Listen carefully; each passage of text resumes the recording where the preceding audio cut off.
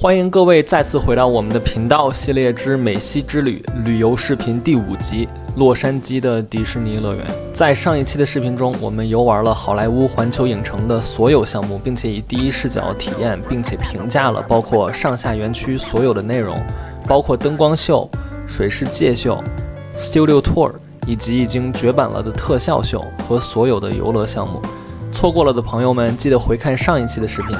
今天呢，我们换了一家紧接着迪士尼乐园的酒店，一大早就进入了园区。要知道，迪士尼和环球影城都属于那种细玩得花1-2天时间的地方，所以这一天又将是特种兵的一天。那么，跟随我的镜头一起出发吧。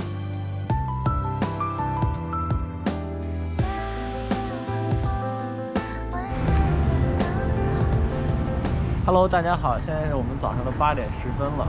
迪士尼乐园早上8点就开门了，我们现在稍微有点晚。看看这早上的加州，我们在 Anaheim， 然后这块呢就是满街的都是这个棕榈树。我们来的这几天天气都特别好，都是晴空万里，一点云都没有。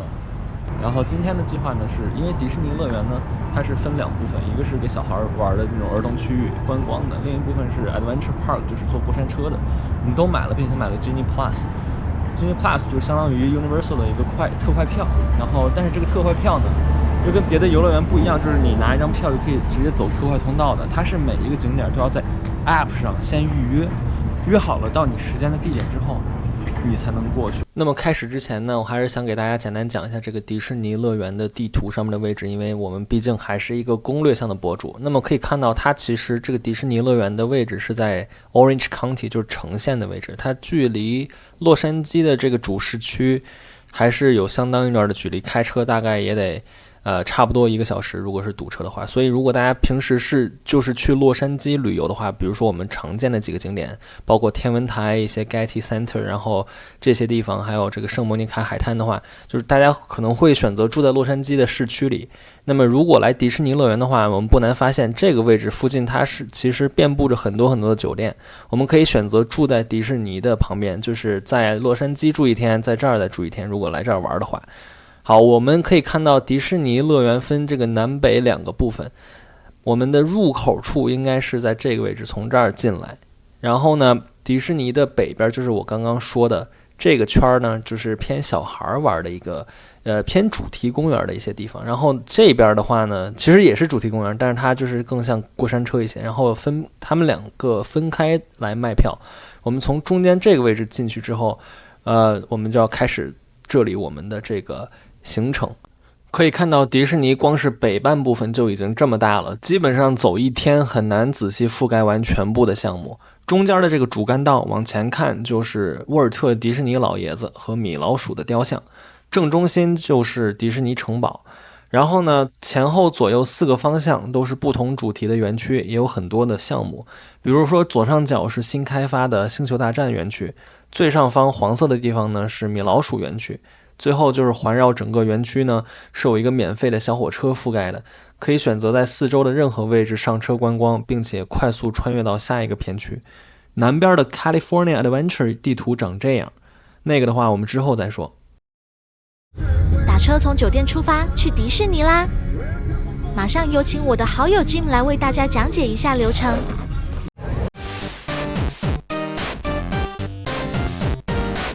一会儿进去之后呢，我们先每一个人拿一个牌儿，就是说 First Time in Disney 啊，这个呢在右边这个 City Hall 的会有，外面有一个 booth 会有，可以写上彼此的名字，一个纪念品，好吧 OK。咱们进去之后呢，先拿这个 Space Mountain 的 Disney Genie Plus， 第一个事儿啊。完之后我们直接去 Peter Pan， 叫小飞侠，玩小飞侠。OK。看看有多少人？现在人不是最多的，10点之后才开始忙。而且这个 ride 的话呢，你要预约的话，你要没坐，你要等2个小时之后才预约。所以说我们要先约一个12点的，完了等到10点的时候呢，我们再预约一个，这样就可以约2个。但是呢，你要是预约一个的话，你要再做的话就可以再预约。所以说我们这个攻略是先预约12点的，等到10点的时候再预约一个，然后我们再开始做别的啊。很魔幻的感觉。可能别的地方的迪士尼乐园也这么大，但我不太确定，还是说只有洛杉矶的这个这么大。给我的感觉就是说，它这个是世界上第一家迪士尼乐园，好像就设施什么的可能偏复古、偏老旧一些，不像 Universal Studio 看着那么新。但是它要宽敞很多，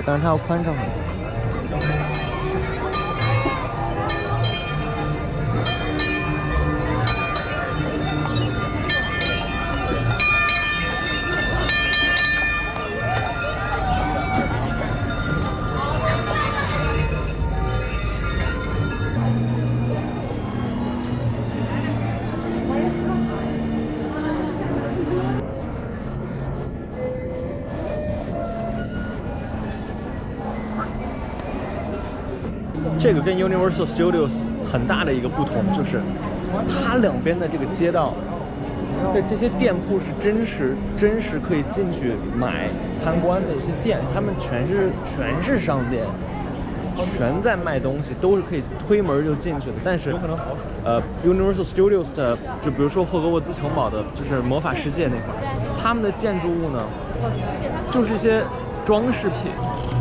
好，前面就是迪士尼的雕像，还有米老鼠，还有这个城堡了。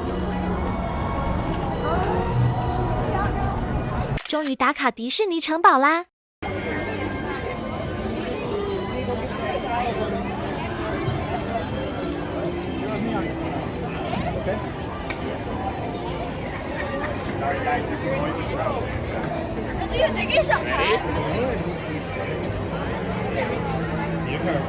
这彼得潘吗？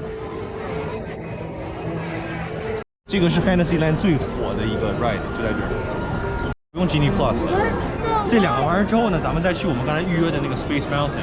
玩完之后呢，我们再预约 Indiana Jones。Indiana Jones 结束呢，我们再去 ride， 就是说，所以说是预约一个，玩两个正常的，再玩那个预约的，再预约下一个，就是这样。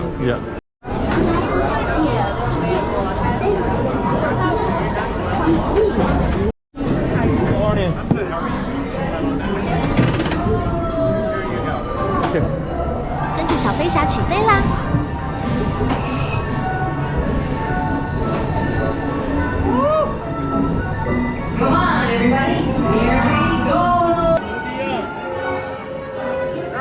场景真的很梦幻，又像模型，又像特效。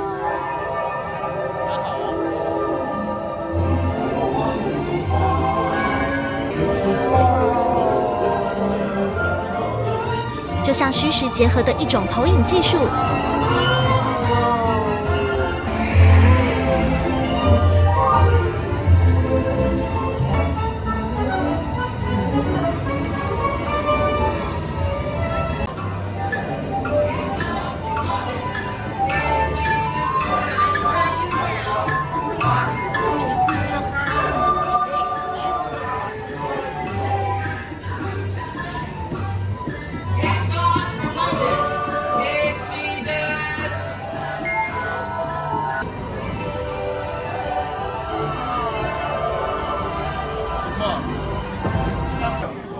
浅逛一下礼品店，好童话啊！这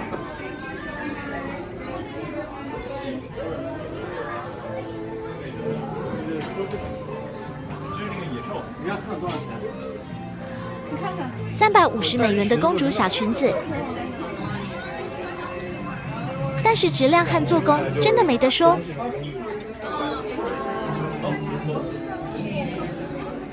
还有白雪公主的裙子。然后出门就偶遇了白雪公主，然后又遇到了花仙子。从 Fantasyland 去 Tomorrowland 啦！好可爱的这个。咱们看看今天能不能把七公主给集齐。这个，赶紧来！Star Tours。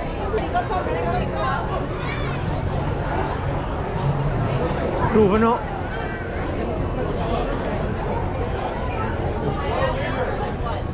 对，就是这个，不错，没啥人。Introducing the IC360 Intelligent Camera System, available exclusively on all Star Tours flights. 那么这个红色的太空舱就是 Star Tours 项目了，里面的话呢是一排排的座椅，然后前面是一个大屏幕，本质上还是看一个5D 电影的一个感觉，整个太空飞船呢会晃来晃去，这个算得上是比较原始的一种项目，也没什么好说的了。里面有一个造型特别逼真的机器人伴飞，很有意思。做完这个之后呢，我们就绕到后面去玩那个 Space Mountain。这个地方是什么？这是什么主题 ？Space Mountain。Space Mountain 就是一个宇宙的山。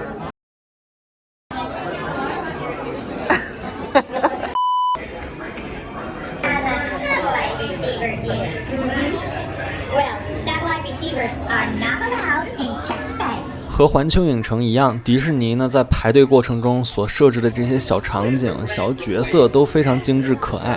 其实他们就是用一种很有趣的方式在讲解游玩规则。然后呢 ，Space Mountain 是一个很著名的迪士尼项目，在除了上海迪士尼之外，它到处都有。它是一个稍微刺激一点的室内过山车，里面的光效特别强大，全部背景是一片漆黑的，然后你只能看到满天的星空和浩瀚银河。然后你看到那个宇宙的银河系的时候，它很真实，很亮，就好像触手可及的那种感觉在眼前。过山车的速度很快，在爬升阶段有星际穿越和虫洞的那种感觉。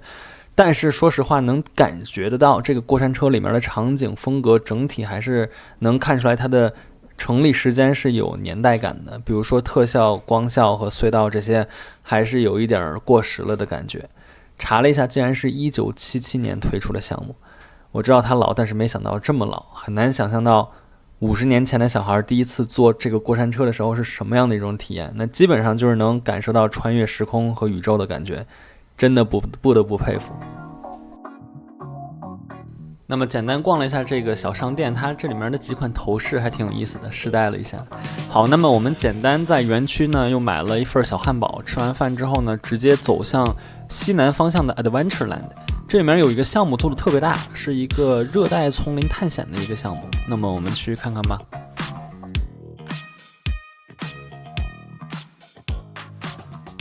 这个项目非常的火，即使用那个 Genie Plus 提前预约也是得排1个多小时，但是那个排队的场景和一条小路布置的都非常的漂亮。项目本身是一个小船，有导览员在船上进行解说，沿河两旁设置了超多能动的小动物的那种模型和那种装置。说实话真的是有点过于幼稚了，但是谁叫这是迪士尼呢？非常适合10岁以下的孩子来玩。虽然对我们排队的时间相比有点失望，但是不得不说迪士尼的工作人员的热情和专业程度是满分的。导游全程是那种非常活泼可爱的态度来讲话，比如说，哇，你看这边有一个可爱的小象在喷水，要小心不要被喷到哦。哇，那有一只大鸟。就这样的画风只存在于迪士尼电影里头吧，会让孩子们很入戏。这种服务态度在现如今的社会中真的不多见了，要给一个好评。And over here we have bird land for shower. Children, let's all take a good look because this spot happens to be like a shower for too long. You turn into an elephant. I know because it almost happened to me one time. Oh, it looks like we have a baby elephant. What's lost? What are you doing out here, buddy? He's just trying to play games. Okay, let's go quickly before he reloads.OK， 从 Adventureland 出来之后，顺着左边的路，穿过新奥尔良区，就能到小熊维尼的项目。这个是一个纯室内的迷你轨道小火车，里面比较暗，但是场景、道具和装饰设计的也非常好看。我最喜欢它入场的时候一层一层开幕的设计。但整体呢，这个也是一个比较低龄的项目，只适合小孩来。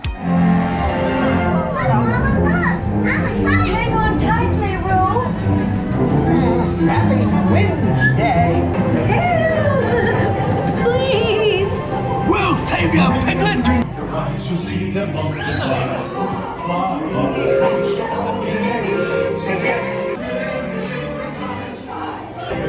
Because they guzzle up the thing you prize.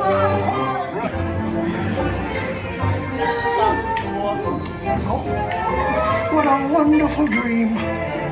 Wake up! Wake up! Wake up!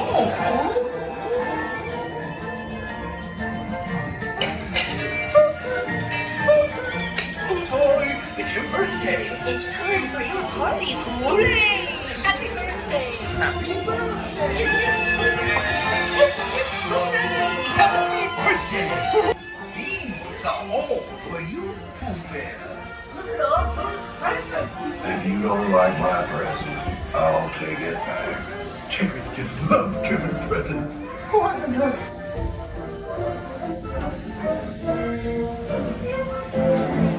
从小熊维尼出来之后，旁边是一个鬼屋，顺便去看一下吧。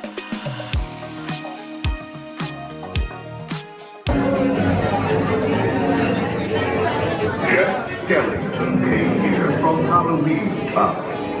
You'll notice his handiwork scattered around.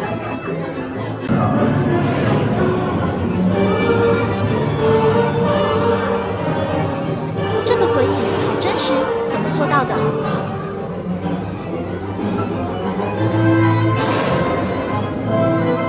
先有闪电，后有雷声，细节好评。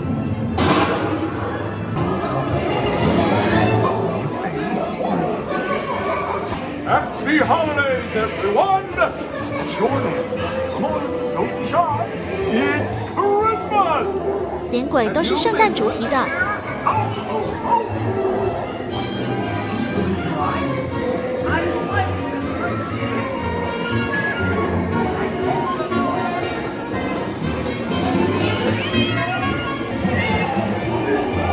降调闹鬼版铃儿响叮当还挺好听。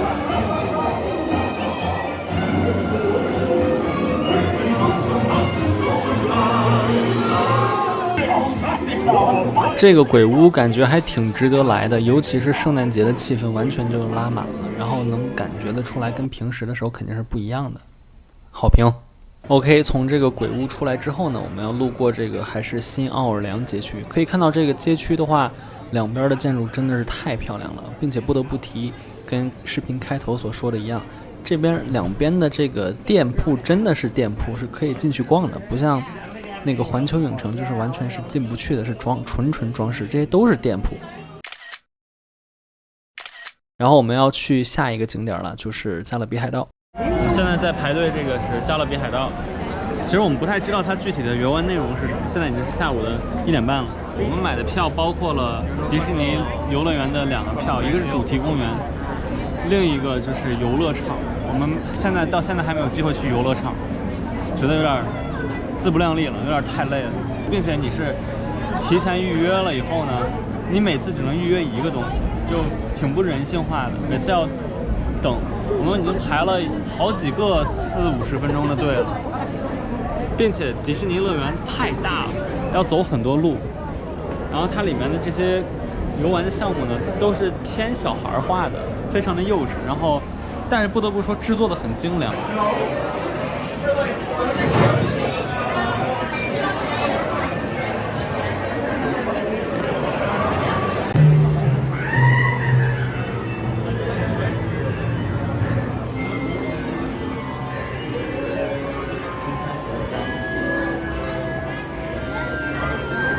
那么加勒比海盗的内容也是一个室内的项目，与众不同的是，它全程都在河道里坐船，也就是水上。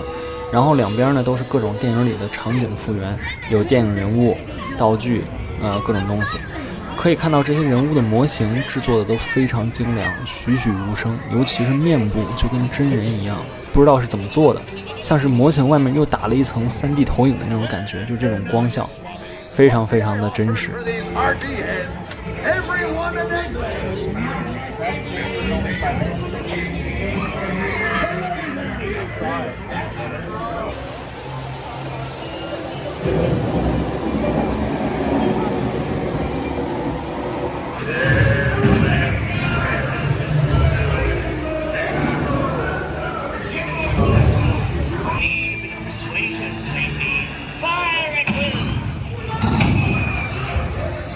天哪，杰克船长也太像了吧！确定不是真人吗？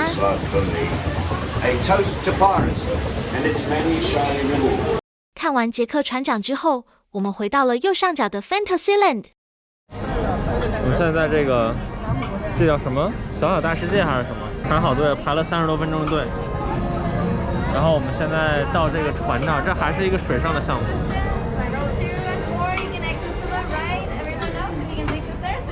我的印象就是在10多年前、12年前，我在东京，我在日本做过这个，当时很小。看看这次进去能不能勾起我一些回忆。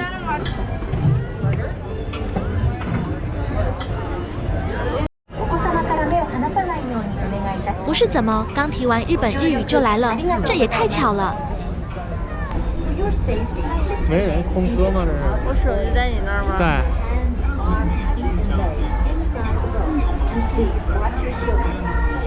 好，我们进来了。也是圣诞主题的，太棒了！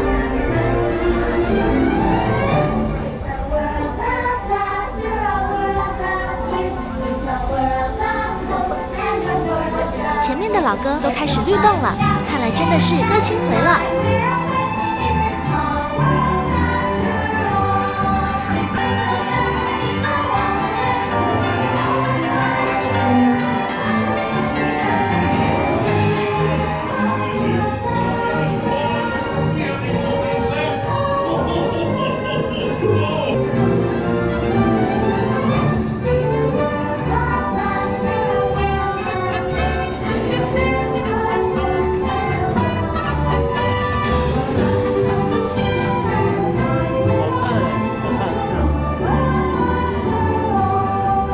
所以总结一下，就是所有的这种类型的项目在迪士尼都被精心打扮重装成了圣诞主题的版本，真的是用心了。我就想知道这种限定时装有多久，是从什么时候开始变的，并且平常的样子是什么样的，真的很好奇。那么这个小小大世界也差不多是一个这样的一个观景内容，也是偏小孩的一个活动，但是做的真的很好看。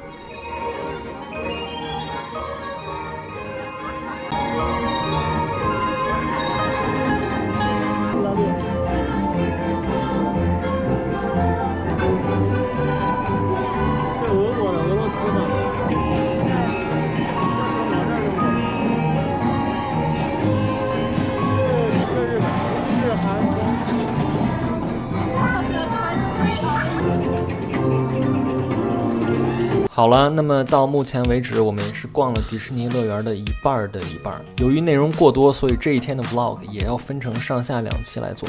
感谢各位的持续关注，下一期的 vlog 将继续带领大家以第一视角来体验洛杉矶迪士尼的各个项目。